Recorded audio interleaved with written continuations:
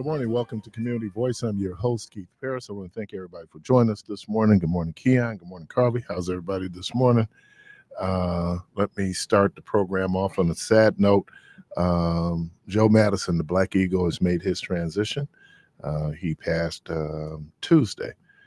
He had been battling prostate cancer, and he was 74 years old.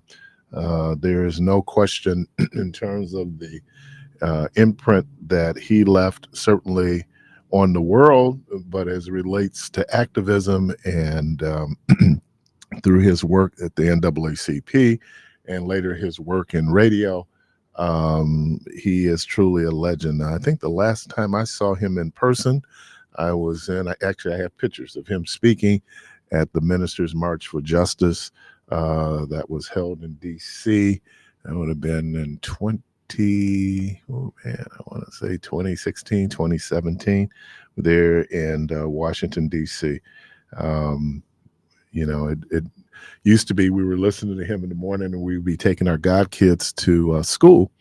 And, of course, we'd have to turn him down while they were in the car because he was known for dropping F-bombs. As a matter of fact, I think he had a swear jar there because it was going to happen if you got him upset. And certainly he could show impatience with stupidity.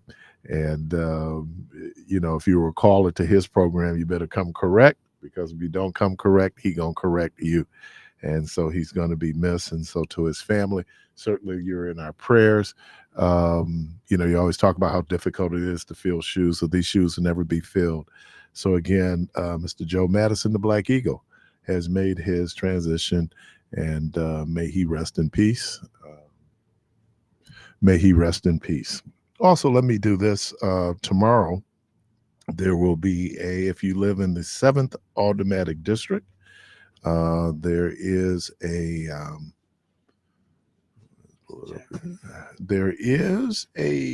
forum, a candidates forum that's going to be held at the embassy, which is formerly Park Lawn Assembly of God Church. It starts at 11, goes from 11 to 1. The candidates who are scheduled to be there tomorrow is Jessica Curry, Kenneth Hughes, DeAndre Jackson, and Randy Jones. Again, this is hosted by the Corridor Neighborhoods Collaborative, Sherman Park Association, the Dominican Center, Fond du Lac Avenue Bid, Wisconsin Voices, Amani United, Century City Triangle, and Northwest Side Community Development Corporation. So, again, that will be tomorrow at 11 a.m. at the embassy, formerly the Park Lawn Assembly of God Church of Candidates Forum, from 11 a.m. to 1 p.m. And again, if you live in that district and you want to get information on the folks who are running, I would strongly suggest that you attend. This is basically an open seat because I think this was Khalif Rainey's district, or is his district. And so, again, and there's going to be a primary there because there's more than 2 candidates on the ballot. So, again, the forum tomorrow, 7th Automatic District at the Assembly Center, Milwaukee, 3725 North Sherman Boulevard, starts at 11. And again, hopefully people can attend. I think that is all that I have in the way of announcements. Yeah, I think that's it. What's happening, brothers? Y'all Good morning. Getting all situated here. So is that lotion, man? Well, they can see it, man. So they they can't see this on video. No Ashley Larry this morning, huh? All right, phone lines open, 414-444-5250, 414-444-5250. Joined in studio by Mr. Craig Stingley. And, of course, it's Friday. Devon Jones, DJ, the protege. Good morning, gentlemen. How's everybody this morning? Good morning. I'm good. And yourself? Shalom, family. Yes, it's lotion. It's mahogany teak wood from Bath and Body Works. Oh, did you go and buy that, or did someone buy that for you? No, it was a Secret Santa gift. Oh, that's kind of personal. No, it was on my list. Oh, okay. You kind of have a sophisticated lotion game, huh? I mean, No, I just asked That for to lotion. use a little Vaseline, and you know, That's what they call bougie. hey, I'm not allowed to call people bougie because they call me bougie every That's day. right. That's you Every would know. day, I would Right? know, right? That's right. You would know. Game recognized game, Mm, bougie hey. recognized bougie. Hey, Hey, what's he's that? a protege. No. I asked for lotion. They just gave me this. I didn't Huh? Oh, ask I for thought you asked for that specifically. They must No. have known the connection. You know. I'm a dude. I don't know types of lotion. I just know lotion. You just know I know lotion. if it smells good or if it Hey. don't. It really is. Don't say it like that. Does it have a pretty smell? Does it have a pretty Nah, smell? they got a nice smell. People think I be You heard wearing what they cologne. said, right? Pretty. Yeah. That's We all. know it's interesting though because I certainly when I was working downtown, the Office of Child Support, I would come in and ask the ladies, "Do you have some lotion?" They said, "Well, it's gonna smell." I was like, I don't care. I'm trying to deal with the ashiness. I'm not really concerned about the smell as much, but it is what it is. What's happening, fellas? Nothing much, man. Happy Black History Month. Happy Black History Month to everybody. Oh, Yes, yes. Let me stop you right there. Every month is Black History Month. Yelp. I had to hop on a couple people yesterday about that. Okay. Well, McDonald's Yeah. told us that. Yeah. McDonald's told me they be selling us fake fries. You know what, man? When they changed the oil, that changed the fries, man. When they got that healthier oil that they were using to do the fries in. It was still fake. No, the fries was good before they It changed was the still oil. fake. What you mean fake? They were potatoes. They were potatoes. If they don't spoil, if they look the same from day one and it's day 232, they fake. Okay. Like bread you buy from Aldi's, that bread never goes bad. That bread goes 6 months, ain't any mold in that bread at all. You know, where if you buy fresh bread, you don't eat it 2 or 3 days, it's bad, right? But not Aldi's bread. It'll be with you for a minute. Okay. So this is what I wanted to do today.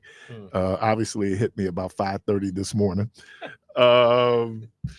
But I know you didn't obviously expect that us gotta to be read these Craig books because I until know. yeah, here you go, fellas. I need you to have this I done, saw but that. I was like, yeah. as a reference point.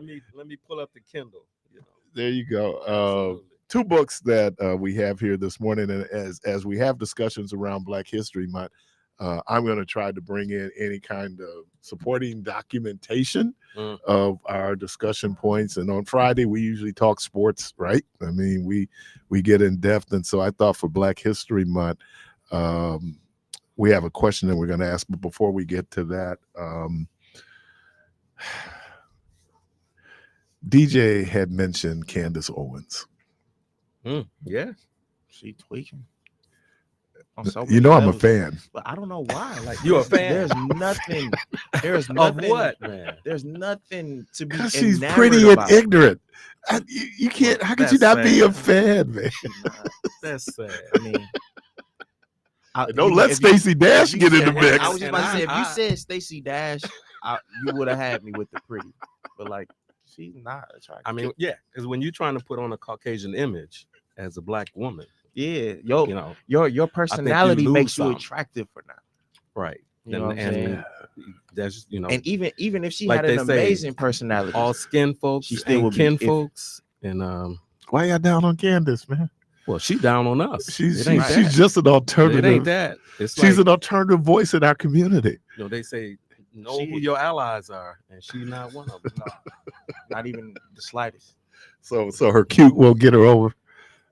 You know, I'm Only really you at the think she place where cute. I'm learning to just leave people in the envelope that they want to be in, and you know, keep moving forward, man. Because there's a lot of that, and there's too much of it. It is. You know, too much of it. To be honest, I think there's this phrase that's been permeating my mind: captivity captive, associated with the Stockholm syndrome. Mm-hmm. And I think that's just indicative of where we find a Clarence Thomas, Candace Owens, you know, many others who believe that they can. I mean, here's the thing. It's okay to have a different perspective. We all do. Mhm. And it's okay to even be devil's advocate, but there is some integrity involved to being a devil's advocate, and also Personal when dignity you too. right, but when Mm. you intentionally put down a specific group of people, one that look like you, two on the basis of something Hold On a that false premise. Hold on. but on that Real but quick. on no No, but no, on no, no. I'm that not. I'm gonna premise- want you to make your point. I just got to do this. Shout out to brother Nate Nucking and the good folks there at the New Pitch Mortuary. Shout As out. a shout out. Okay, go and make your point, man. I got to do that. but to talk down on a premise that you once benefited from. And so how legitimate and how honest are you, for lack of a better word, uh when when you're making these claims? Because I can't uh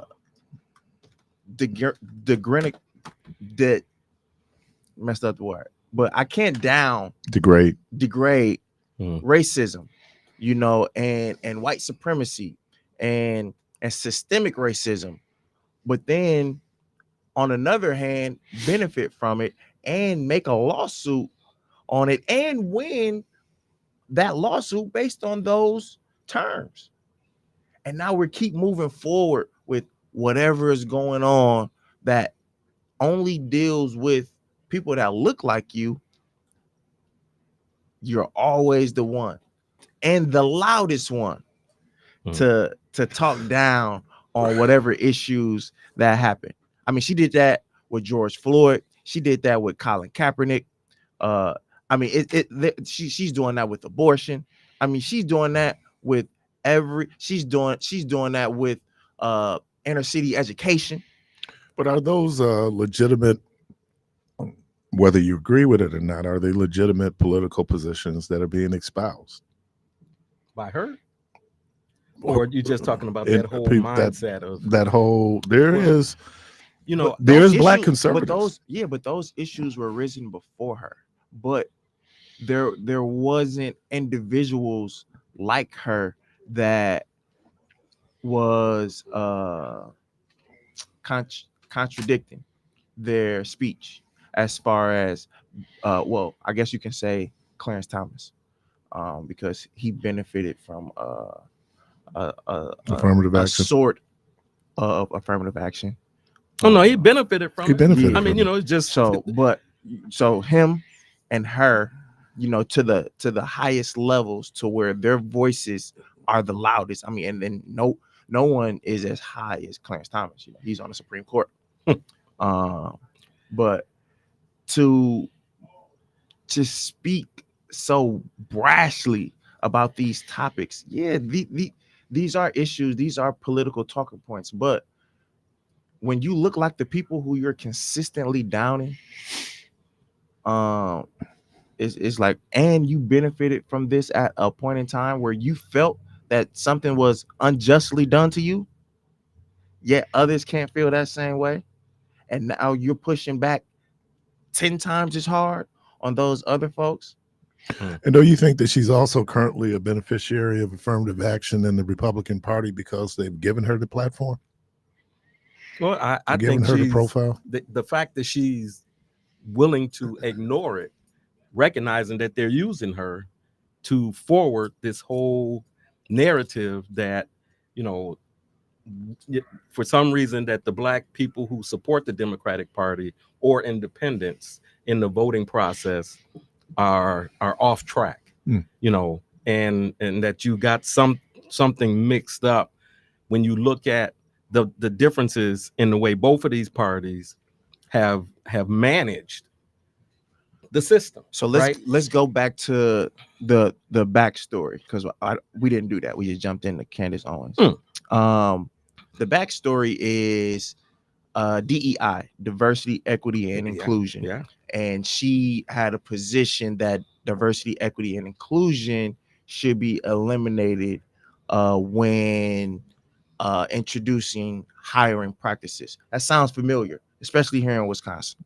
So she made a number of silly comments, but one of them was, I will be scared to see a woman pilot on a plane, and I would turn around and not get on that plane because I saw that woman.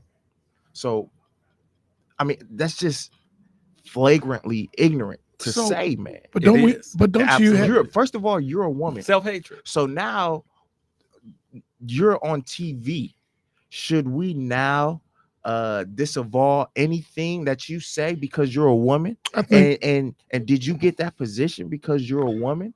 But- Are all women incapable And of incompetent. and Yeah. incompetent of Yeah. holding such Yeah. positions? Yeah. but if you know that is false, But you she's can't not make those talking to. She's statements, not though. talking to. Yes, you can. People do it every day. It's called politics. People make ill-informed. He's right. He's If right. if there's a talking point that you want to get to, the Democrats play it like the Republicans play it. I mean, people have the right to be ignorant.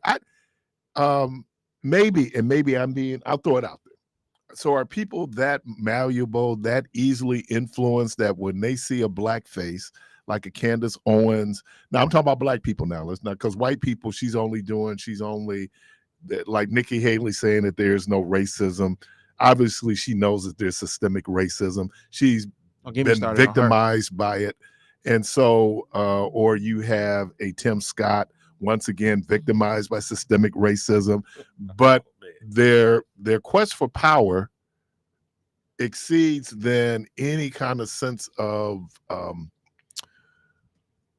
want to say principles, because that's kind of, but we should not be surprised what's said in a political arena. And let's be honest, other than some other folks, Candace Owens does not have a lot of currency or legitimacy in the black community.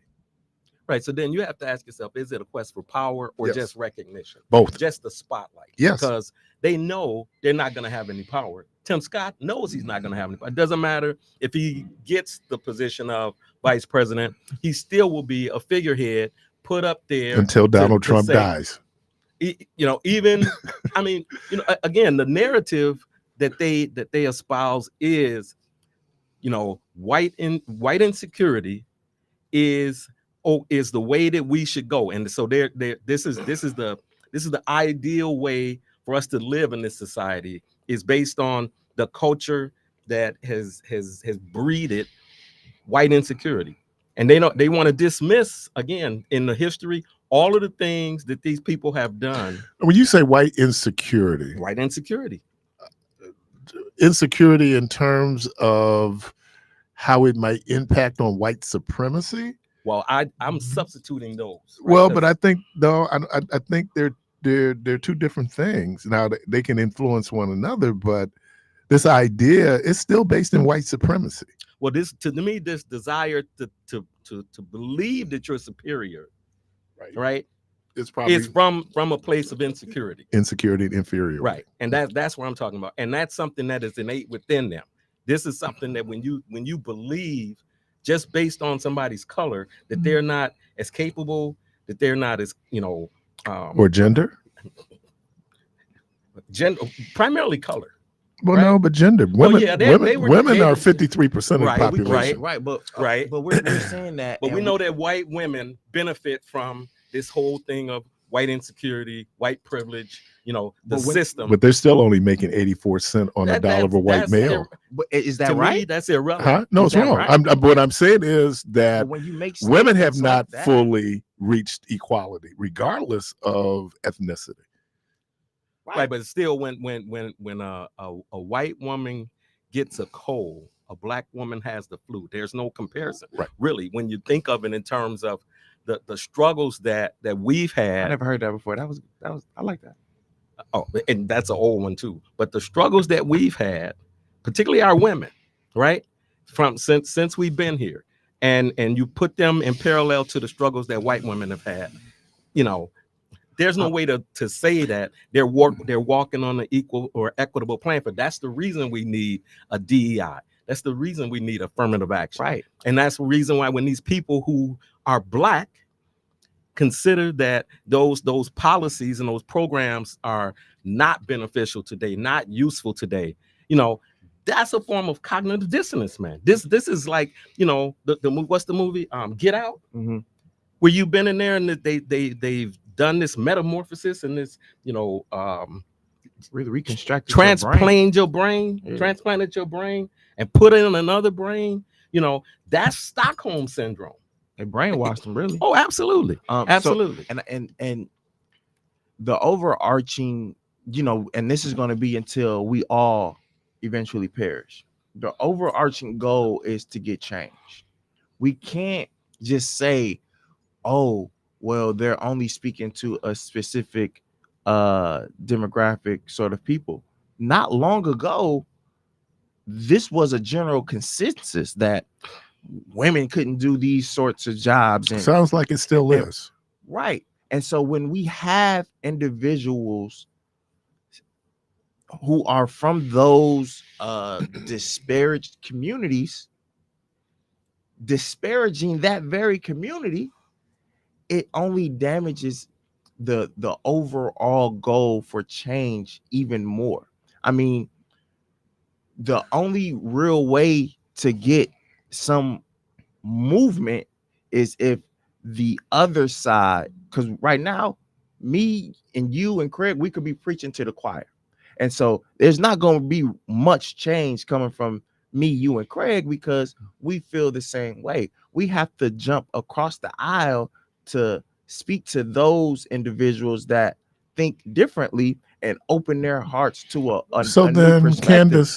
Candace Owens would have to jump across the aisle. She's already across the aisle. Well, what I'm saying is that you're saying both ways. The idea, we have these marketplace of ideas, right? And so it's out there, but people, adults, will make choices based on the information that's available.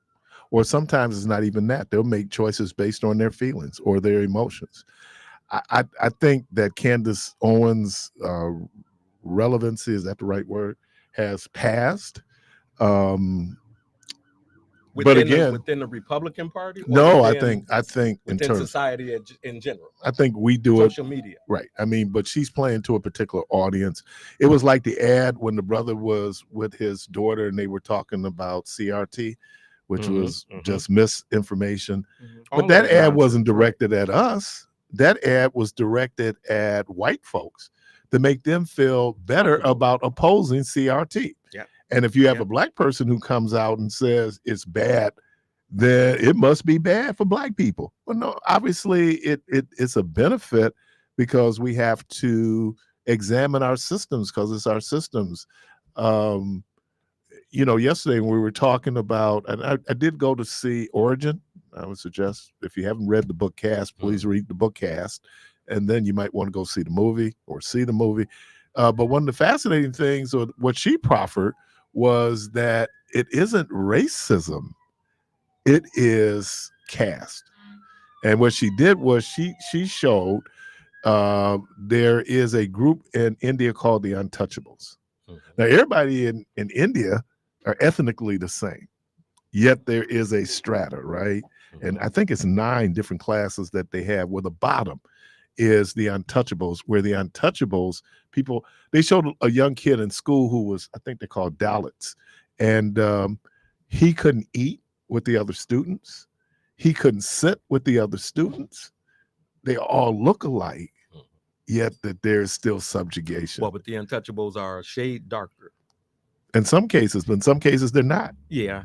But what she's saying, but they're all Indians. Right, but that category was established based on that. I saw them mentioned in a documentary by Dr. Renoka Rashidi, and he talked about that very situation where the darker complexion people across the globe are in this quote unquote untouchable lower rung of the ladder category. Right. And that to us across the diaspora should be a problem, right? Should be a problem that allows us to come together. But then again, this Stockholm syndrome thing has us stuck in a place where we seek to be able to. But the point, and that was the point I was trying to make, Craig, Oh, go ahead. that we need to not buy into the self-subjugation that goes on.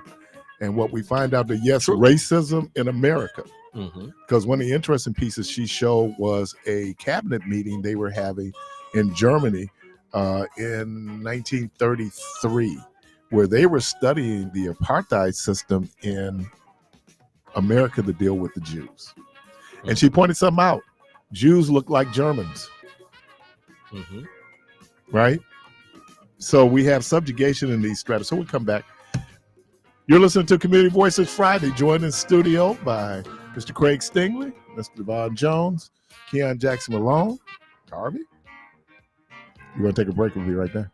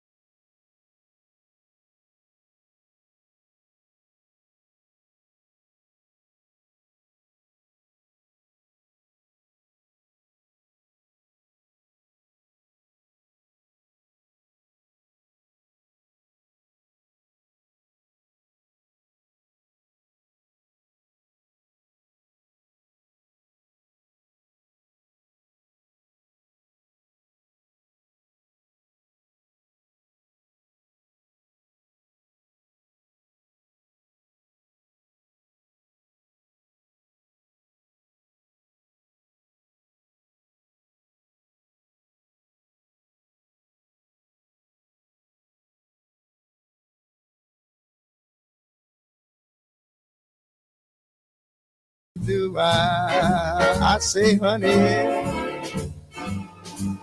did I do? I said, honey, I'm talking about did I do?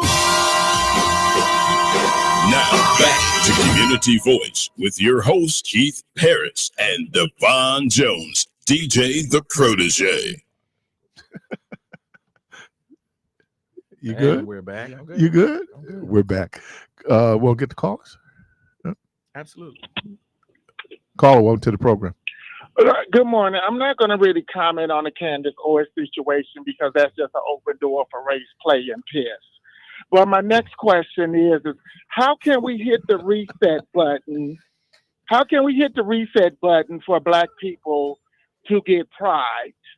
You know, because like I kind of drive through my neighborhoods, I see how things are going, and I'm trying to figure out how can we hit the reset button, because we was never dandelion, pussy willows, and delicate flowers, but we're so sensitive when it comes to our own people telling us about nigga, sugar, honey, iced tea, and we need to be able to move forward because it's killing the community. You know, like when other groups of people tell us how they feel, everybody get biblical. They ain't pop no perk, did no lean, got no liquid courage. But when we start telling our community that we can do better, we make excuses for nigga, sugar, honey, iced tea. Well, what is the community? Because I mean, I can see several different communities. I mean, it sounds like you saying community like it's all one, but I mean, well, clearly how people act and how people fear. I mean, how people feel is not one community.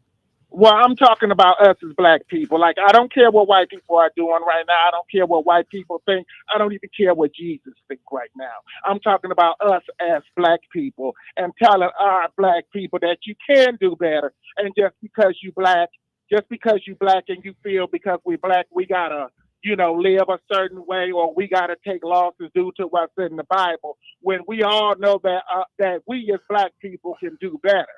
And we have not been addressing that. Sometimes we make excuses for a lot of stuff that's unnecessary. We may see, I'm like, a prime example, I am a fan of abortion and Plan B pills because a box of condoms only costs $3.99.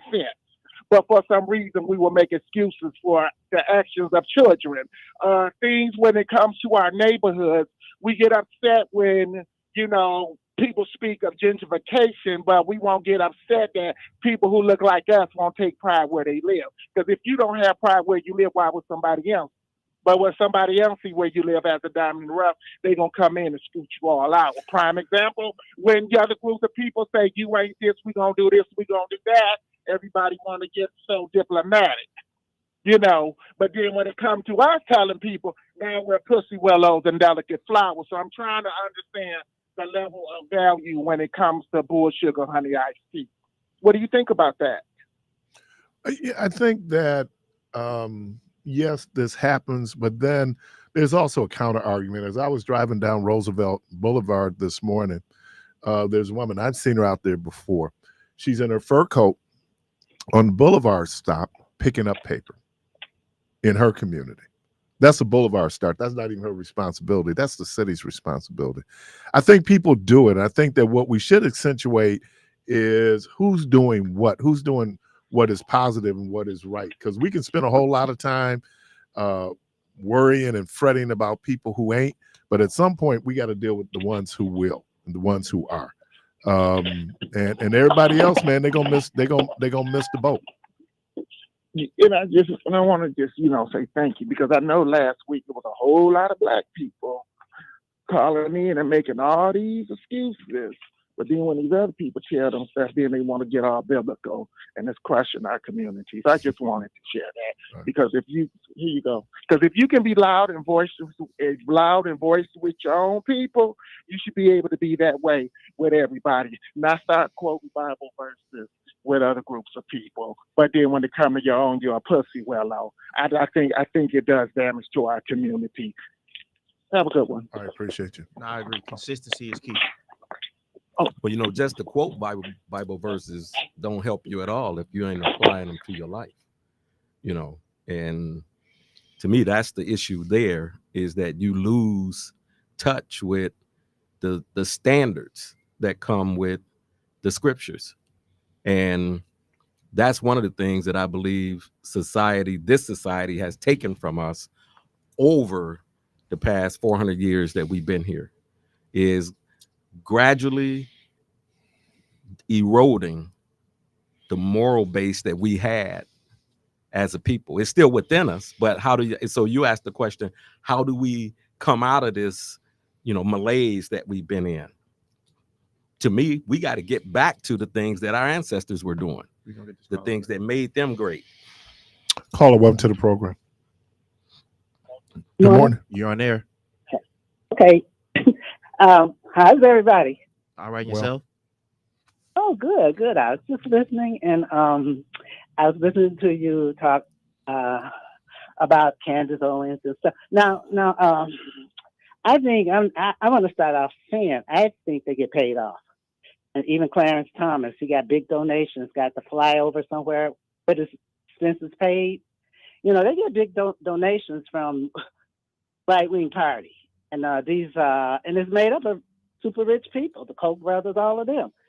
So I think they pay them off, and so they switch to the old troll, what they say, black folks on the welfare. They don't want to work. They don't clean up their areas. The inner city is horrible, so don't drive down there. So they all hook up to the same thing. And my problem I have is because we don't say something and do something, they're always going to say black people are the problems. And if it's only 13% of us in America, 6% of us in Wisconsin, got a host of black people in jail. At some point, when do we get a break? I know it's a fight. Like, I listen to Al Sharpton too. They always have got to keep fighting. And he says, fighting, you can pray, because a lot of people I know put their hands together and say, I pray. You can pray, but prayer without the fight is not going to help, because we've been in this a long time, the struggle. And so whatever happened to Omarosa? Right. She moved around. Omarosa and the other two girls, remember? But, they kind of, she's making googly eyes at Trump. She was in love with him. And from what I understand, they paid her out, get out, and she was supposed to shut her mouth up, and she started running her mouth. Then I guess they took her back to court or something. But they're paid off, and they say that I'm going to remain silent. I'm not, but I'm going to pounce on black people, even though I'm black. I'm going to say they're world's problem, and we're not. But don't we can be guilty of that. We can be guilty of disparaging black folks sometimes in our critique of what's going on but that does in our more community. Damage to the overarching goal. What do you mean? Mm-hmm. Well, our whole, even before Dr. King, you could talk about W.E.B. Du Bois. You could talk about Marcus Garvey, Booker T. Washington. Black people have and descendants of African enslaved individuals just want to be treated decently, right? And when you have people who are descendants of African indigenous people and enslaved individuals speak so negatively on the very people that look like them, that just takes 10 steps backwards to getting to where we at least can have some decent ground to be treated. But she's intentional, but what about the people who are unintentional, still doing the same damage? I sit here every day. Either, though. I think I the sit greater here. your platform, the more damage you're capable of doing. Okay. But to Right. not know after a while, that's not an excuse. It's not an excuse. Here's the point I'm trying to make. And the point I'm trying to make is that we can do as much damage as a high profile person as we do in terms of expressing internalized racism. Because I sit here and I listen every day. I do my Joe Madison moment. I'm sitting with a third ear. And a lot of times we will start off saying something and then it becomes a dig at 40 million people. We do it. It's in our tone. It's how we, it's even to a criticism is one thing if you're criticizing to lead to some type of corrective action. But we're frustrated, right? We're frustrated at in our minds, lack of progress, right? And then some folks will look for someone to blame for the lack of progress when in some ways it's all of us, you know, whatever levels we're at. So I think we have to kind of be careful in the tone that we use. And I think you brothers are making two great points. Then someone will take someone who is not our ally, will take Candace Owens and say Candace Owens is representative of the 40 million black folks, when in fact we know she wasn't at the last meeting. You know what my perspective was going to be? What's going to be, bro? The exception is not the rule. Thank you. So I said it all the time. So going to that point, you know, the people who are not our allies will point to a LeBron or a Barack Obama or you know, a Derek Jeter or whoever. They have millions. They've made it. It is equal. All you have to do is work hard. That's a great segue. Yep. Thank you, Colin. Pull yourself up by the bootstrap. Yeah. But if you don't have boots, it's pretty hard. We're gonna get them. We're gonna get them. But also, okay. I appreciate you. Our race, our group of people, black people, are the only ones who point to athletes or entertainers as being leaders. Tom Brady could say something. White people don't say Tom Brady speak for them. And black people don't say LeBron James speak for them. No, I don't. You don't. Tom Cruise could say something. White people will not say. Oh, I don't say LeBron James speaks for me. Well, I think because of the conditions we've been subjected to, right? Being here as a people, we look for somebody to lead us, you know, or that's been the that's a Messiah mindset. That there's a Messiah complex out there. Us. It's like, but Superman ain't coming. Leader, Superman ain't coming. When the leaders are supposed to be in each home, right? Right. And then those homes make that community, you know, give that community a direction. And then across the diaspora here and across the country, we can galvanize that energy, that strength to better and benefit and uplift ourselves. But this country has put in place this structural, you know, traps, if you will, to keep us from being able to accomplish that, and then to drag those out. You know, I wanted to say, add this piece in regarding Candace Owens and the Clarence Thomases and these people. The education system, to me, is set up to a degree to cause people to come out of it and then choose a side or to accept. Again, back to the Stockholm syndrome, to accept the way that this society wants you to live, rather than to recognize that, you know, your education is for you to, again, be the leader in your home, then to lift your family up.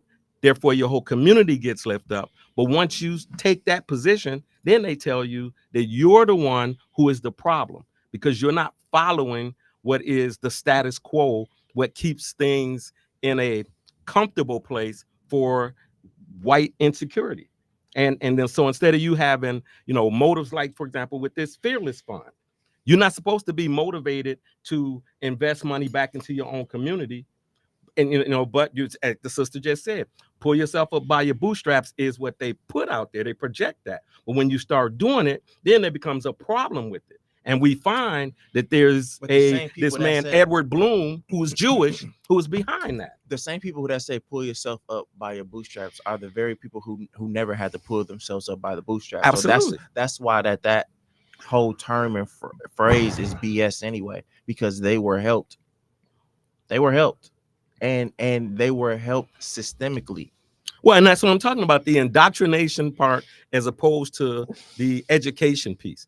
You go through this education system, if you come out and then you use that information base that you have, those skills and gifts and talents to uplift your community, your family, and all of the pieces that should play into your people being able to rise up. And then when you take that and make that choice, then you're labeled as someone who is anti-American. Okay, but that That's a choice. A choice by whom? By the person who decides to step outside the status quo. Okay, That's a okay. choice that you make, which gets us then to. But that, before we is get the to expectation that is put upon it's you. an expectation everybody has. Look, I could sit up and tell you there's certain things. Let's just talk about me. It's not always about me. Let's talk about me. I can say some things that are outside of people's status quo when it comes to religion. You don't think folks are going to come after me, but I understand that. That just goes along with the territory. So yeah, I mean, if you want to be willing to step out, understand, which gets us to our question. When we look at today, do Black athletes have a responsibility based on the high profiles that they have and the platforms they have to work towards issues as it relates to social justice, as it relates to equity, civil rights, human rights? Do Black athletes have that responsibility? Because, remember Michael Jordan, when asked to support a particular candidate, Gant, Harvey Gant, who was running for senator in North Carolina against Jesse Helms. And Michael Jordan obviously has outsized influence in terms of Michael Jordan. He's the GOAT. And But what are those influences, though? But he demurred and said no, because Republicans buy sneakers too. Right. And that's the influence piece. That's the piece that I was getting. So what I'm saying is, so then when I look at people who've gone out there on the limb, I think about Paul Robeson. I think about Muhammad Ali. I think about Mahmoud Abdul Rauf. I think about Colin Kaepernick. At what point do we say money isn't everything? Kyrie Irving. At what point do we say money isn't everything? Right. At what point do we say that, I tarnish my integrity for $1? I mean, we had this issue when back in the day, well, not back in the day, several years ago, Monique was on Steve Harvey's show. And Monique was basically saying that you knew that these people were lying on my name and not telling the truth. And you sat there and didn't say nothing. And what did Steve Harvey say? He said, you got to understand that this ain't the honesty game. It's the money game. We playing the money game here. This ain't the black game. This ain't the white game. But let me say this about this for So, Monique and all these other folks who say that. It's about Monique. That's personal. No, but this ain't what I'm about saying- black but people. the This is about overarching- Monique. Her point, But the though, in overarching- making that issue to The Steve overarching thing is that if it comes down to having integrity or having $1, black people and people who we put up and hold up to this pedestal will choose that $1 or who over even reached there right by themselves, over right? integrity. But a lot of people you are talk doing it about for the Muhammad dollar. Ali. Right. Muhammad Ali chose integrity and human dignity, right? And in more cases, and in more cases than not, yes, at the time, in the moment, he took tremendous hits. But there are many stories that came out that said that people donated to Muhammad Ali. People looked out for him, even people that were just like me and you.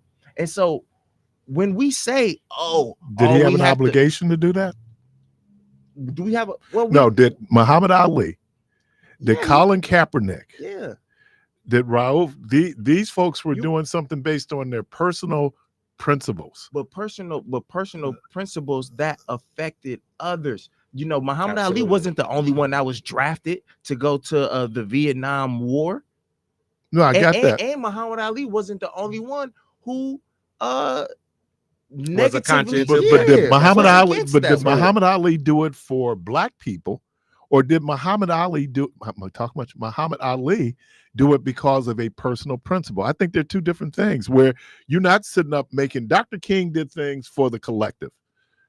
I think what Muhammad Ali, as courageous as it was a statement. Certainly we had an anti-war movement, but that was a personal principle that he stood up to. Rauf wasn't doing this. That was a personal statement. Where he was saying because of his religious beliefs and based on his critique of America, no, I'm not going to stand up and put my hand over my heart when you play the national anthem. I'm curious. But did he do it for black people, or did he do it for him? Do you believe that there was a difference in the movement when Ali stood up and said, as a conscientious objector, I'm not going. And then Jabbar and Jim Brown and Willie Davis, all these other Bill athletes Russell. came and sat, and Bill Russell came and sat next to him and said, we're, you know, we are in support of this. We're gonna put our name behind this, and we're willing to take the risk, Mhm. you know, in losing the careers that they had developed as well, because that's really what was at stake there. And the comparison to today's athletes, where, you know, it's not about the money, but it's about the message that they're sending out. So when you get a LeBron and What is dude doing? and you know, Dwayne Wade, and when something happens to Trayvon Martin and they stand up and say, we got to stop this, was it the same level of sacrifice? I guess is what I'm curious about. I don't, you know, I think when Colin Kaepernick and Mahmoud Abdul Rauf, they weren't high profile. I mean, you know, Kaepernick was high no, profile. he was not. Yes, he he was. had he won a He Super went to Bowl. a Super Bowl. He went to, but he wasn't high Bowl. profile. He You was went a household name.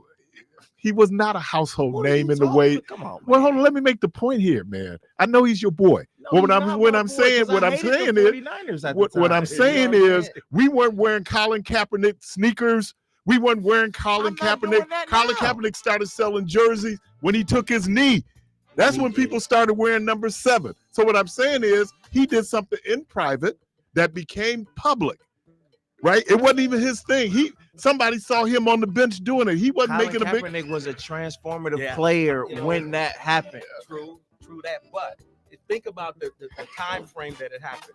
If LeBron had taken that same stance and took a knee on the court, That would have been significant. it would have, and he wouldn't have gotten the backlash. I don't think from the league or from society at large that Kaepernick got. He Plus, wouldn't I have think been the other piece blackballed. of it is that when you look at the NBA is a different animal when it comes to black athletes. It is the most powerful league for black athletes. When you look at the NFL, it is the most powerless league for black But athletes. my point is this, and I think it supports what DJ was saying. I don't think they would have, you know, exiled LeBron for him doing that as it was the result. What if it for would have been? Kaepernick. What if it would have been Patrick Mahomes? Well, you know, he's light bright. What if? So he lighter than Colin- he light. He didn't Colin wear the Kaepernick Afro. is So his biracial, image, man. the image he he like white projected, too. the image he projecting is that suburban little white boy. But Kaepernick here is black. Kaepernick don't project that image. You know that stuff matter. With the It's braids, no. unfortunate. Put some braids on Mahomes and then let him do it. Let him take a knee. He got blonde hair. Huh? Hey, any of them. He But caught it. with the light bright. See, that's what I think. But he was on some dumb stuff and he caught it. You know, it was, I'm saying dumb stuff, but he was more about stylistic things where Rauf, Mahmoud, and Colin Kaepernick was a bit more substantive. No, we gotta in go to a break. Yeah, See, as soon as and I I make would my think, point, too, because it's still my program. If Kaepernick was bringing as much,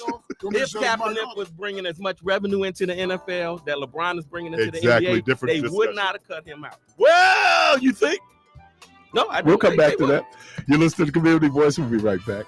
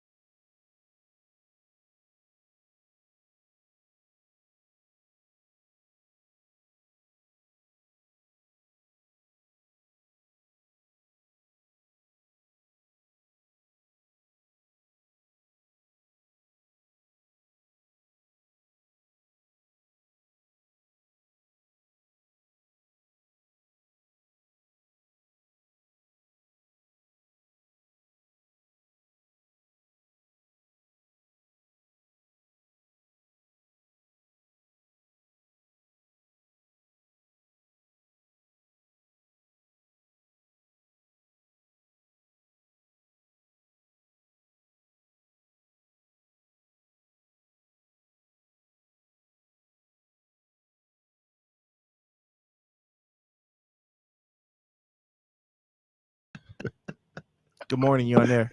Good morning. Oh, Hello. Yep, Hey, you what's on happening, man? Yeah.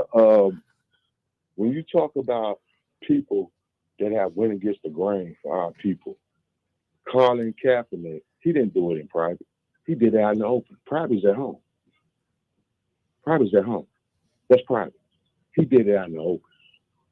mm-hmm. But I commend that man. I don't care if he got on one knee, two knees. I commend him for even just making an effort. Because you got a lot of people that talk, but they don't make an effort. As black folks, we got to make an effort, bro. True. Somebody had dumped some garbage in front of my house. Not in front of my house, but down the street. I mean, garbage. I let the garbage sit for about 3 days just to see who would pick it up. Mm. Nobody picked it up. I got outside, paper bags, and started picking up the garbage because I'm like, man, this don't make no sense. My hood used to be, this ain't no lie. When I moved here from Chicago, my hood used to be, cause I used to rent to people, and I never rented outrageous. The most I ever rented to somebody was 300. 300. I could have easily got 6 or 7, but I rented for 3 because I didn't really need the money. I just was really trying to help people out. And that's what you do, man. You know, and you got a lot of people that talk smack, but they don't do nothing. When I cleaned that garbage, my next door neighbors next door, they don't do nothing. They start trouble all the time. You should have seen those people in the door just looking at me cleaning up. You know, it's black people out here that do things that people don't really talk about. I done had baseball teams, basketball teams, football teams that I done sponsored. I remember the Running Rebels, they said one thing. It was like, it wasn't Running Rebels, it was their kids. They said, man, you ain't got no basketball team. All you got is drug dealers and gangsters. I had to agree with them. You right. All I got is drug dealers and gangsters. You ain't lying. But I taught them how to play ball. You know, we got to get up off our feet and quit talking, like I say, quit talking about the next person, man. We the only group of people that talk about each other. Everybody else got Chinatown, Italian town, Polish town. We ain't got no black town. We ain't got no black space where everybody is cooking, making money, and doing this where it's our own private thing. So we all know that we're against the wall, but we need to straight up, man. Either you get your ass out here in the street or you shut the fuck up. I done been out here in the street, bro. All right, bro. You gotta go, man. Yeah, you did. No, I was Call just him saying. up to Joe Madison. No, I mean, I we understand the passion. Caller. Oh, I'm sorry. Hey, I'm sorry. He kind of caught me off guard with that. All of us. I feel it. I feel this. Yeah. It's rain. Let's keep it real, fellas. You know, the biggest problem we have today is capitalism. And if you look, if to break it down, Keith put me on this when he had asked me a question. What are the 2 things? And he mentioned capitalism. I looked that up. And you got a family. Just say you got a family. The daddy working, the mother, she working.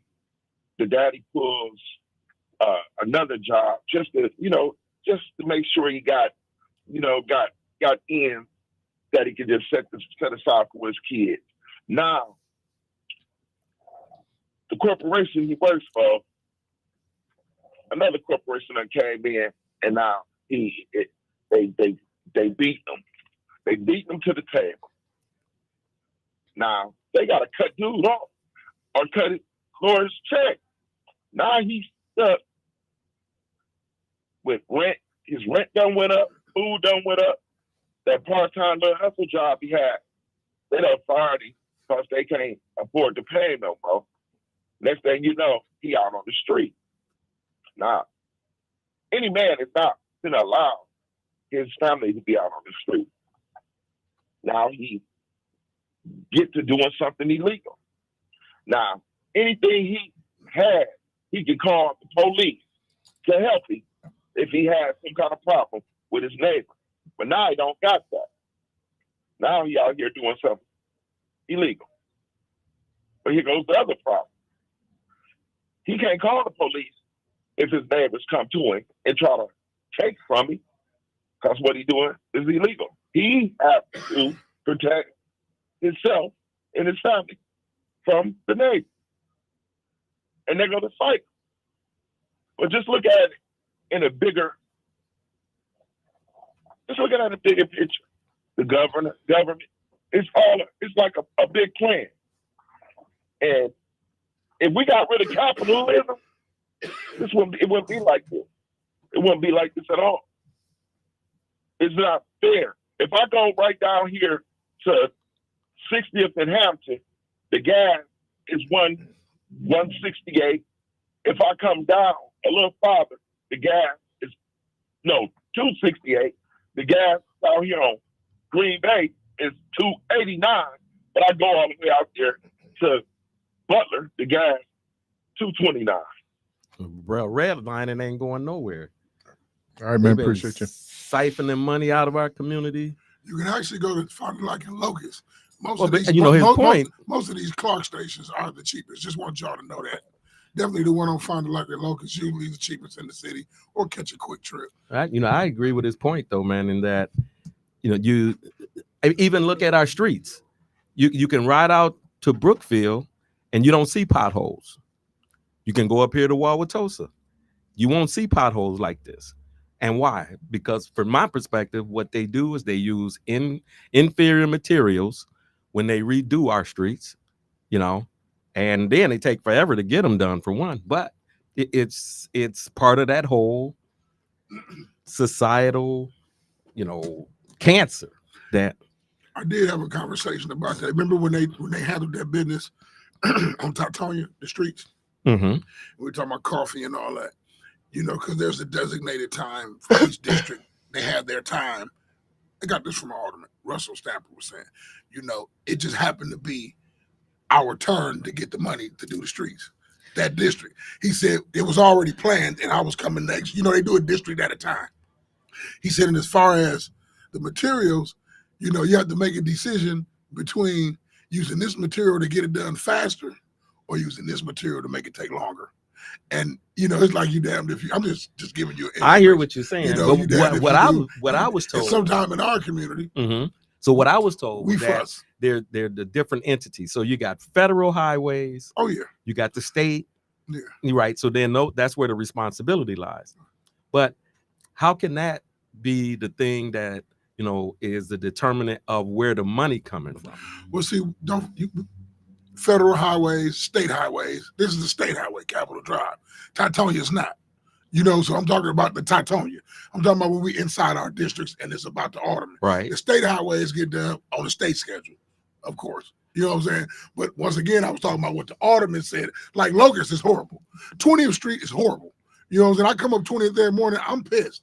I said, you can tear up somebody's 4x4 coming up Locust. But those are well-traveled streets, and that's the other piece of it. If you're looking at certain communities, if you look at the traffic on Capitol Drive, for example, it's going to do wear and tear just because the amount of traffic. Where, let's say I'm out on Blue Mountain Road. Give me a comparison with this and Blue Mountain Road. Blue Mountain Road, the way Blue Mountain Road is designed, it's also a highway, and they've just got finished doing work on Blue Mountain Road. Yeah. So I'm just saying, only one lane.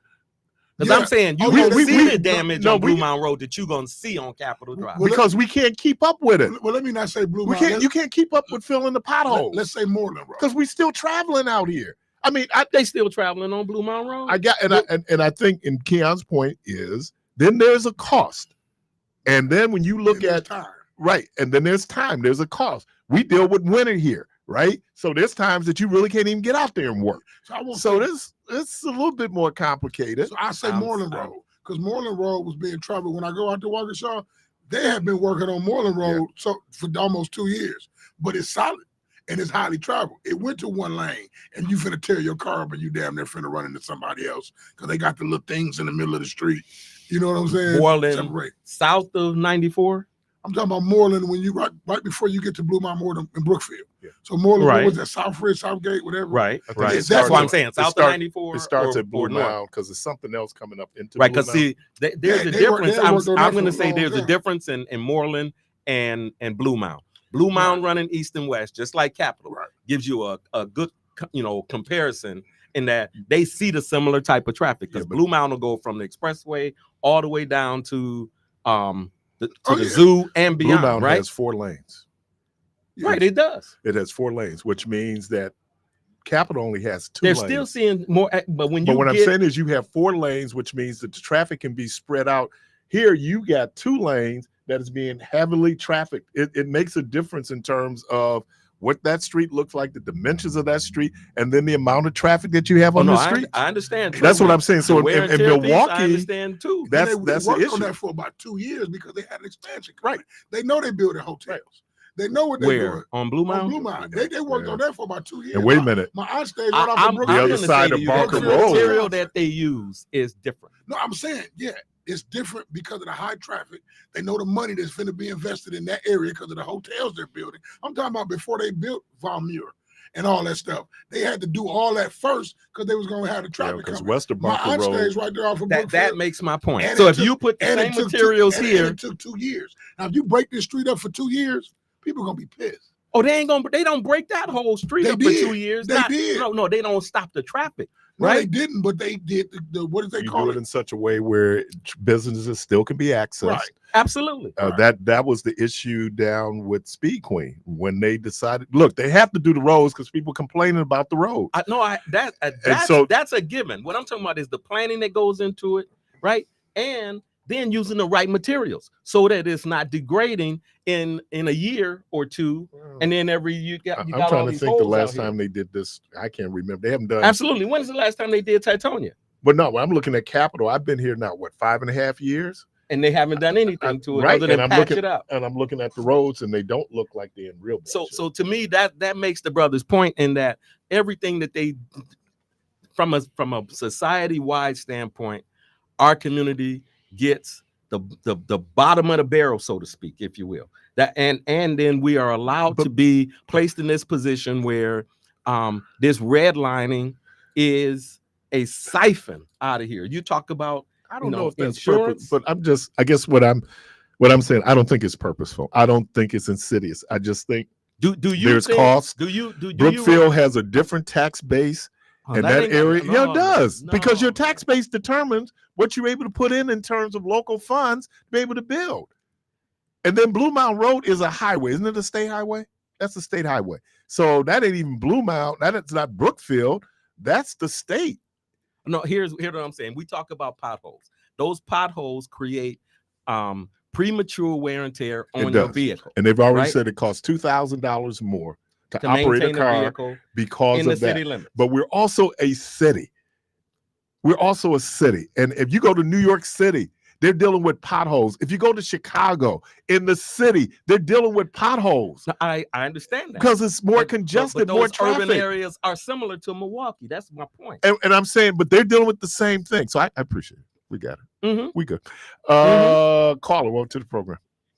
Hey, good morning, man. Y'all done jumped to the thing, to something entirely different. But I wanted the last caller that called in, he with all that passion. Not the last caller, but the lower caller before him with all that passion.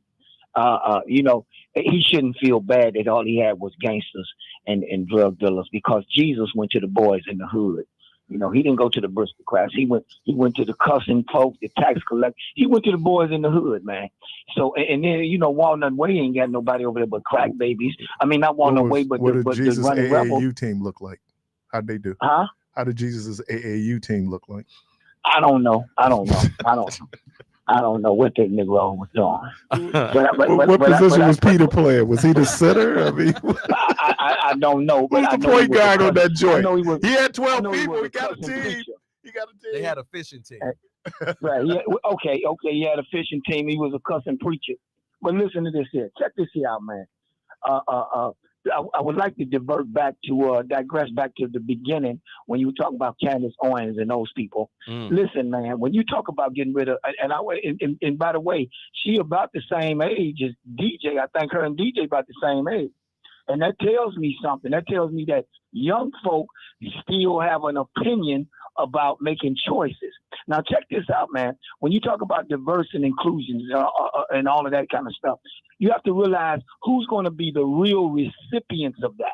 Mostly white women are the real recipients of that.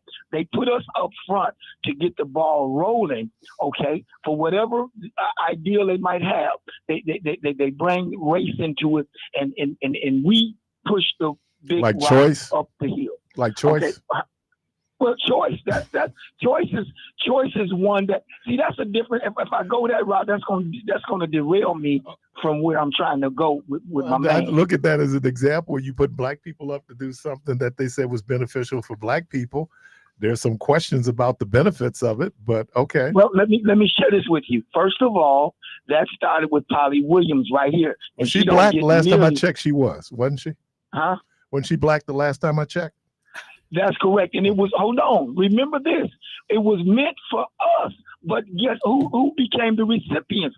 The what do you call these schools? It basically went back to the black and white school, man. What do you call those I don't know. There's a name that I would use, but it basically went back to the black and white school. It basically went back to segregating ourselves, and without the proper tooling that we needed. You see what happened. You see what's happening now. I mean, the schools that are really winning on that choice is not the schools in the inner cities. And when she first started that, you couldn't even open one of those things up outside of the inner city of Milwaukee. You couldn't even go to Tulsa and open one up. I think the other piece of what they did was, it wasn't just black people. They also then, when they opened it up to religious institutions and religious, hold on, wait a minute, that's when it became a nightmare. The religious institutions have an outsized influence in our community. Okay, right? Listen, let me say this to you, and then I'm gonna get out of here. That's when it became a nightmare. George Bush came in with that, the faith-based initiative, and came up with that No Kids Left Behind. And that's when you were, see, look here, white folk have been wondering how we can get rid of this Brown versus Board of Education. How can we get rid of this? So you know what? We did it to ourselves. We did it to ourselves. But that ain't what I call for, man. All right.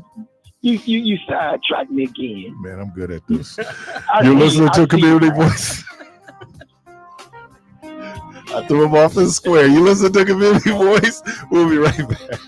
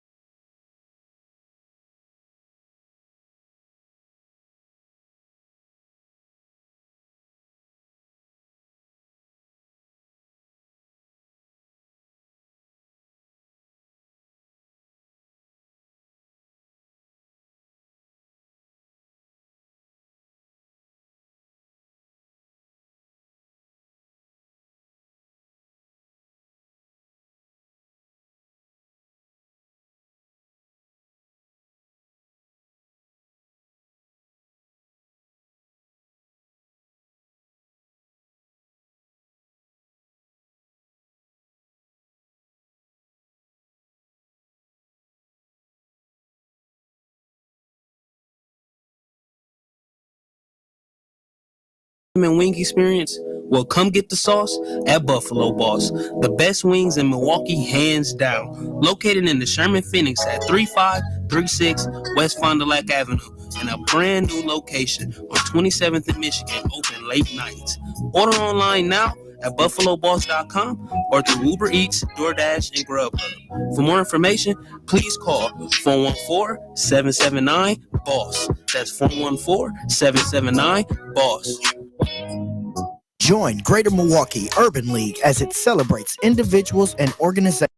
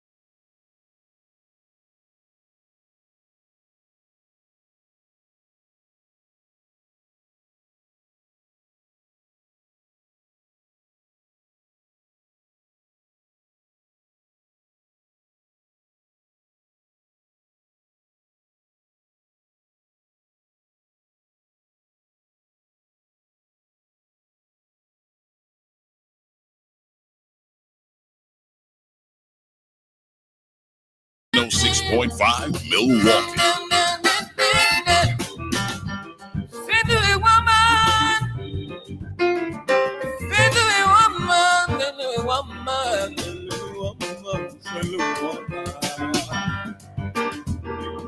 Now back to Community Voice with your host Keith Parris and Devon Jones, DJ the Protege.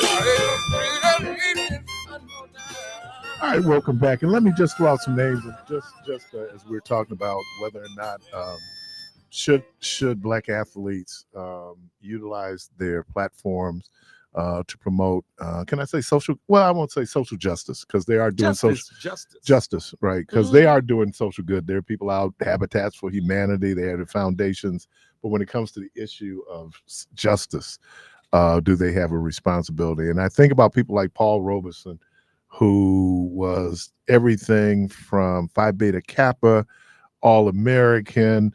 The guy was a singer, he was an actor, he was a writer, but he was also very conscious. And Paul Robeson lost a lot. Muhammad Ali lost a lot. And then you had other folks like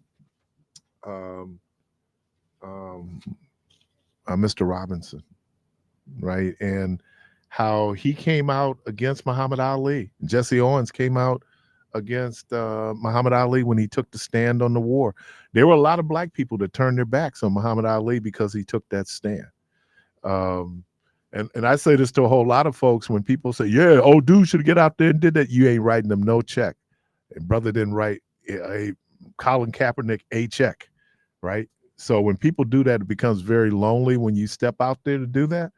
I'm either or. I'm either you say something or you be quiet. And when I mean be quiet, I mean be quiet on every issue. Well, Dr. King say silence is betrayal. But even then, if you are teetering the fence, that's betrayal to me. Is it though if you have to feed your family? I mean, those are some considerations if you have a family to feed. So then be quiet because you got a family to feed. Don't say nothing. But there are a lot of people who are doing that. They should say something when they see something, though, right? Not necessarily. Which one you want? Because when the Bucks in the bubble after Jacobs, that was the one that they said they weren't going to play. And when they decided they weren't going to play, everybody decided they weren't going to play because I think the WNBA was also in the bubble then too. And they made a choice. And you could see them going back and forth. And when you look at the women in the WNBA, it's not like they sit up here, they got $13, $14 million contracts, right? I don't think anybody in the WNBA makes more than $1 million from a contract. So those women could lose a whole lot, you know, in terms of them taking the stand they did, deciding not to play. Where's my guy Jacobs down in Kenosha, though, was the one that shot. Yeah, by the cop. Mm-hmm. But remember, NBA in the bubble decided they weren't going to play. But it was started with the Bucks. The Bucks, right. Yeah. Right. So, you know, there's a law, and I can't quote it verbatim. But that year took a whole nother life of its own anyway. But what it basically says is that you, as a human being, you have a duty to look out for another human being if you find one who is in distress or in trouble, right? This woman who died on the bus stop is an example of that. So if you find somebody who is in their life is in threat of being lost and you just disregard them, you can be charged for that. Well, that's the power, though, of the story of the Samaritan. That the Absolutely. Samaritan looked over religious and regional rivalries to see that there was another human being in need. Right. And so because we look at these, and then the people who look like him, people who were his kin, walked on the other side of the street. They avoided him. And it was something you said earlier, skin don't make kin. Right. That even though folks might look alike, and even though, and you're right, I think certainly you have a responsibility to the clan. It always starts with my family, right? I have a responsibility to make sure my family is taken care of. This core, and then it grows and out then it grows to the out. broader society. Right. And so, but when you get to the level of indifference that people have, or they look at it as a voyeuristic moment, you know, they're gonna put it on Facebook. The person needs help. But that's always been. If Jesus is talking about it during his time, that means that it was an issue then, and it's still an issue now. But you know, I would think, and back to that whole concept, the premise of, you know, having an obligation or a duty to do what you can, right? Right. Because to ignore it is really to be complicit with. Do we have an obligation to do what's right? Yeah. Absolutely. I mean, you know, that's a natural law. But when you allow for society to go on, and then you see an injustice like a George Floyd, right? And if those athletes who are making their living off society don't have something to say, if it doesn't affect them, then you have to wonder, Are you really connected to what's going on that provides you with your living? Mhm. And that's where the question comes from, right? You know, I believe they do have an obligation. They have a platform. They have that platform to be an influence. They're influencing the children based on their accomplishments on the field, and the children and the youth wanting to be like them. And with that comes a responsibility. You asked a question earlier, and you were saying that when Muhammad Ali took the stand that he took, Mhm. was there a difference? I'd like to say there was. And what I'm saying was that we were still dealing with what the civil rights law just been passed in 64, Voting Rights Act in 65. We still hadn't got an Open Housing Act in 68. But that war, I was a little guy, but I don't think people fully appreciated how divided America was when it came to that war. And then finally you began to see more and more people get into, we shouldn't be there. But yeah, there were people there who, and then it was a war, which means that there were people that I knew who were draft age, who were black, who got drafted. That was Dr. King's opposition to it. It was disproportionately geared towards poor black and brown people to go and fight for this war. And then you get in college white dudes deferments, Bill Clinton, Donald Trump, right? That they didn't go fight. And there's some similarities with this Gaza issue right now, right, as it relates to our country. And so how do the athletes come out and express their position on that? I haven't heard one. You won't. Right. That's which is interesting. That's related to the money. Which is interesting because you said Kyrie Irving. Absolutely. And I don't. And, so where he would stand. But the point that was made at a particular game was it was a Brooklyn game, and these dudes, they must have been season tickets over where they were sitting, and they was something like Jews watch basketball too. Yeah.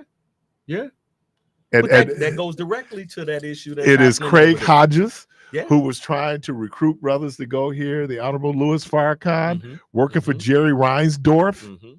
I'll say it again, working for Jerry Reinsdorf, who is very, very Jewish. Well, Adam Silver.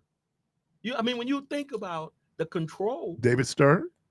When you think about the control that this community has, I'm not gonna go that far, but I'm just saying I can understand. Be real. I don't think because it's like, again, I'm gonna use the example of this guy Edward Bloom, and his attack on this Fearless Fund. This man is Jewish, right?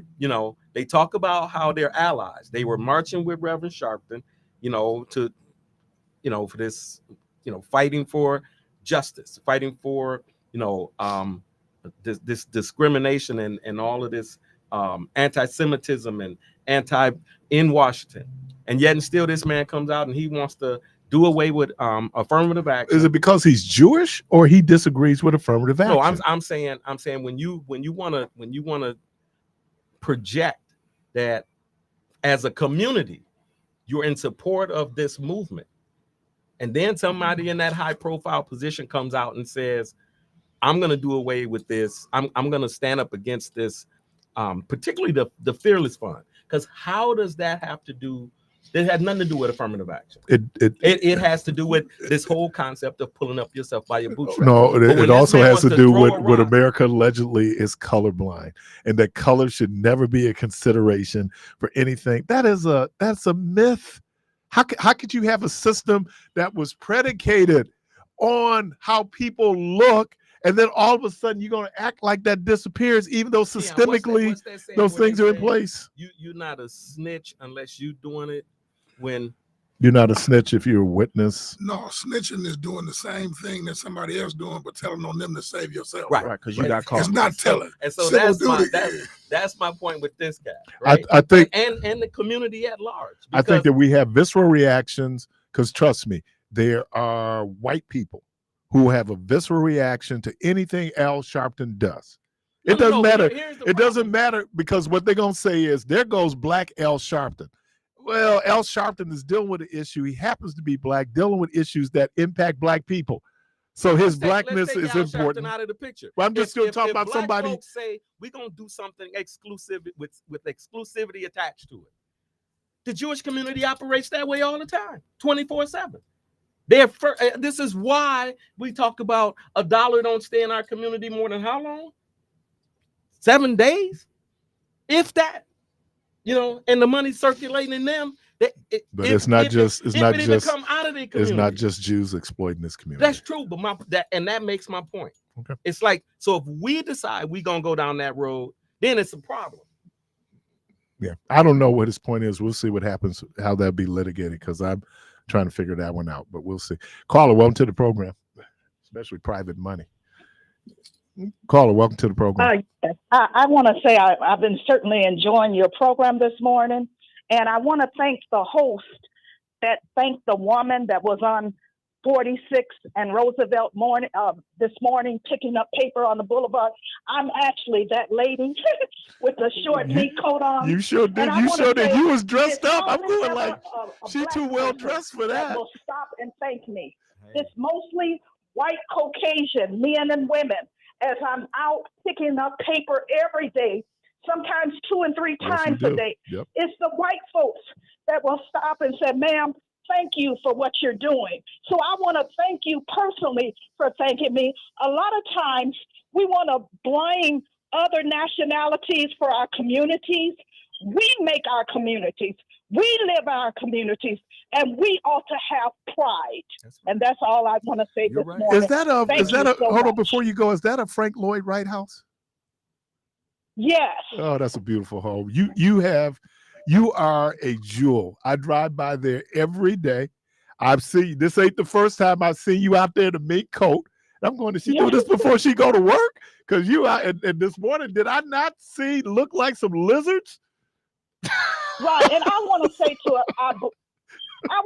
our Black community, we got to start taking pride in ourselves. Yes, ma'am. It's not Caucasian people who are throwing bottles and paper and Madonna bags out. It is us. So the pride, we have to start with ourselves and stop blaming other people, because it's you that can prevent you from having success in life. Right. That's one of those lessons that it And seems thank like you. many of us missed. And thank you for being an or inspiration. Just got disregarded. But the earlier caller mentioned the same thing as it relates to what is it that is in us that will make us throw our trash right in our front yard. Indifference. And then indifference. Indifference. We don't care. And I said, wait, but folks don't. It's indifference. They don't care. It does all. No, to me, it's something more than that. When you can just Nasty allow and yourself to trifling. live in your trash. Right. That's trifling.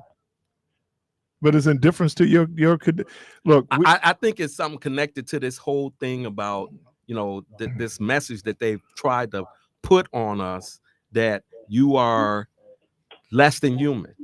And many of us have bought into that, is that, and that's what gets to the whole racial classifications in this country. And that certain people, we were talking off air about the Dalits, in India, that is easy for us, in order to support enslavement and the type of enslavement that was endured by descendants of African people. The first thing you had to do was make them less than human. Then that could justify inhuman behavior and treatment of folks. So what do? For the Constitution, 3/5 of a person if you're an enslaved individual. Right, but where does the mind that is saying, I'm going to get up here and go out and get this food to eat to survive, not understand that it is that same human drive and dignity that should be saying to you, let me get up and clean up this mess or throw it in the garbage. But if society doesn't care about me, why should I care about society? No, society is but I'm this is where I live. If I live in a world where I perceive that it doesn't care about me, why would I care about it? I'm not justifying it. I'm just saying, for some folks, that's a real attitude. I just think there's some lessons and messages that got disregarded and passed from one generation to the next as it relates to personal human dignity. She talked about pride, but to me, that that's not so much integrity. It's a dignity thing that says, no, I am human. I have a right. I'm entitled to everything that everybody But else. if you're not in an is entitled environment to. where you're valued, you're not going to value anything outside of and there are people who do not, either they're not valued or they don't feel valued. And so it's easier to be nihilistic when I don't feel like I have any stake in the game. But there's a lot of people out there who feel that way. And what is it? Unfortunately. Where is the drive come from within that individual that says, I got to get up and eat so I can live? I don't know. Right.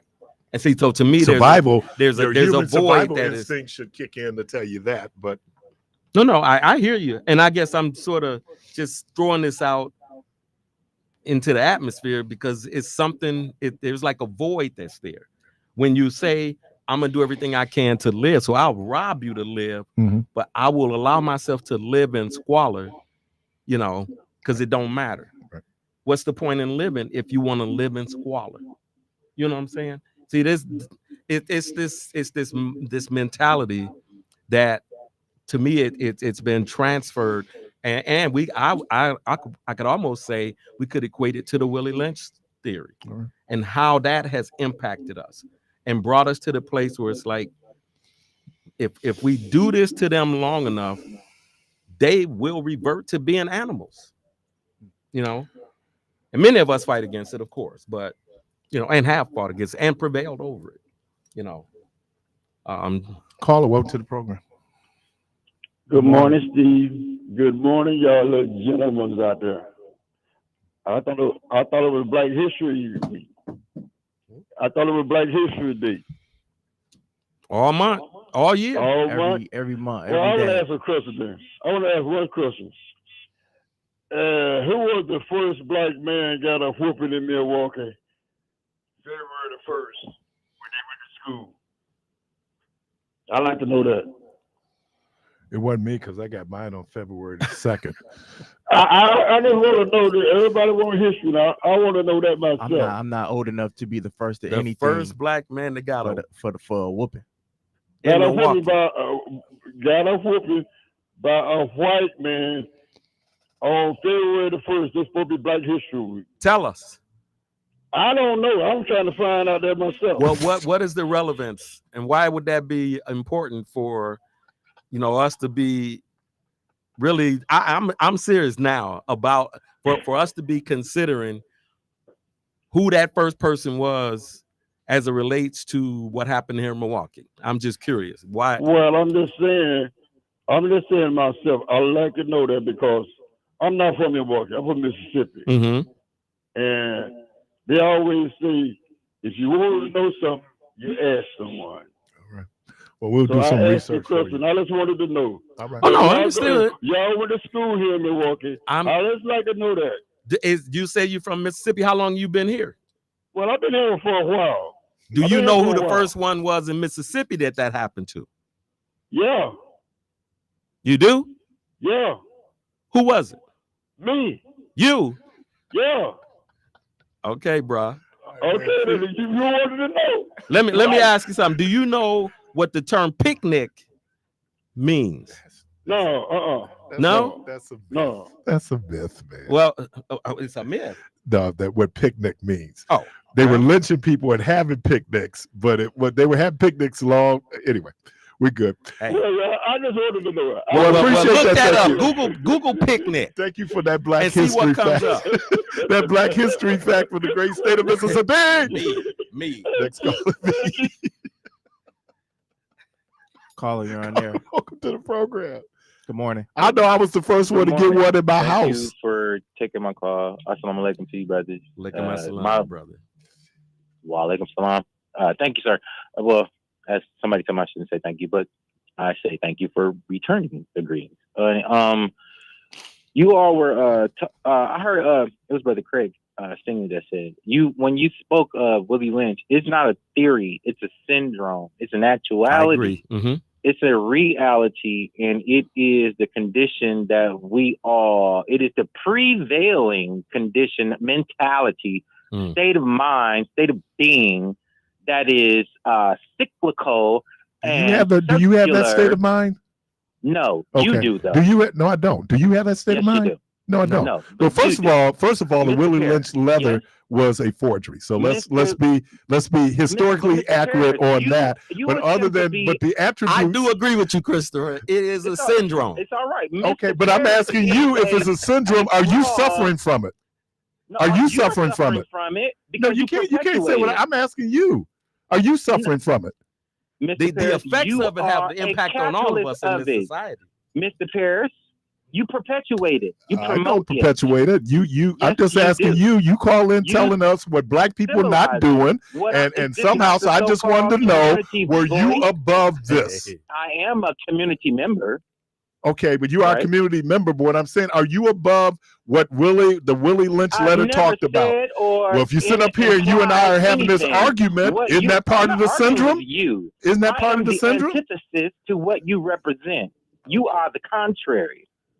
Okay, you've strung some words together, have absolutely no meaning in terms of this conversation. Impressive, though. They are what I'm saying to you is because you seek to be adversarial.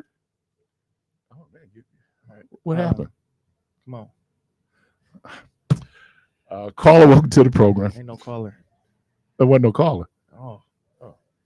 Okay. I honestly I get his point though, because that thing is impacting all of us, whether we acknowledge it or not. But how? Because of the construct that has been developed upon it, right? That the mindset behind the Willie Lynch syndrome is to put in place processes and procedures, a structure that these people will have to deal with that won't be fair. That's why CRT is real, because CRT is saying there are things you're gonna have to deal with in the system. We're gonna ignore them. So when you bring into effect, for example, the black codes, and you say to a person that's standing on the street, if he's loitering, we can put him back into the system, and he theoretically, for all intents and purposes, he's a slave again because he can't find a job, he doesn't have a home, right? And so that whole piece is a symptom of this. Is connected directly. But as I remember, Willie Lynch, syndrome. He talked about in effect how you in effect pit the people that you're trying to control against one another, right? And then he talked about some of the ways. Results of that would be what? And then when you say, so when part of that letter, the syndrome is the objective is that for 1,000 years, if we do this properly, for 1,000 years, we can maintain a society that keeps them at a place where they're at each other's throat. He didn't even have, if that, and again, if you look at the slave codes in Virginia, the slave codes in Virginia was all of that.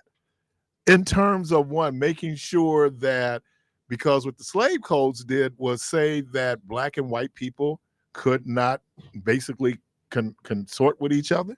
There was a separation, but why? The separation was because poor whites and poor blacks saw their common interests and united and was pushing against the power structure. So what do? You go in and you create laws and customs that say that y'all should not do this. I mean, I when I heard it, was at the Million Man March, first time anybody heard it was at the Million Man March. It was like, yeah, you can say that because we're able to make observations as a people. I'm talking about descendants of enslaved African people. We're divided on complexion. Right, real that talk goes in back America. To the conversation we were having earlier. But Right. what I'm saying, what I'm saying is all these things that it's identifying. Well, if any kind of observer, whether you call it Willie Lynch or Stockholm, if you get a people whose psyche is damaged because they've been treated the way that we have, and told that this is all you're supposed to ascend to, right? And then you put things in place to make sure that happens over a period of 1,000 years. And so then you end up with people throwing trash out and willingness to live in the trash. You end up with people who will, allow themselves to be subjected to, redlining. You end up with a people who will continue to allow themselves to be abused instead of standing up and saying, enough of this. That's what that Black Fist was about. You're listening to Community Voice. We're up on the last break of the program. We'll be right back.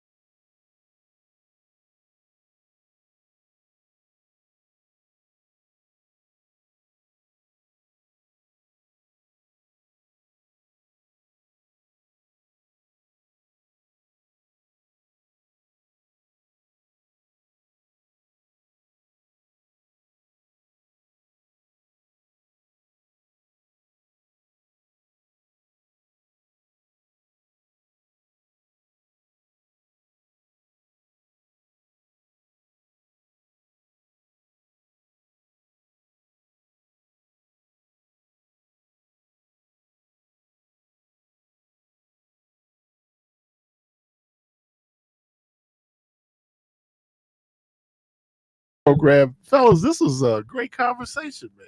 DJ, what you say? You wasn't in it. Hey, Oh, he was in it. yeah, He was in it. Some took over. That vibe was there. I was in it. Okay. But they infiltrated Fred Hampton and his crew. Yeah. And you know what? I'd like to really discuss the book, The Assassination of Fred Hampton, really talk about Fred Hampton. Oh. His prophetic voice.